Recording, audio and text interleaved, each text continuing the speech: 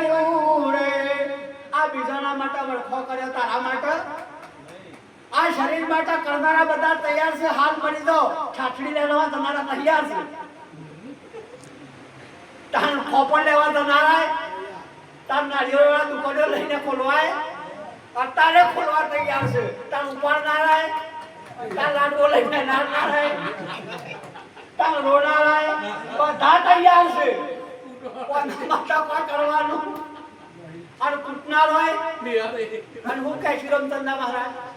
આ કૂટનારો બધો બાપુડો હમણાં મને પ્રશ્ન કરે મત આવા પ્રશ્ન કરો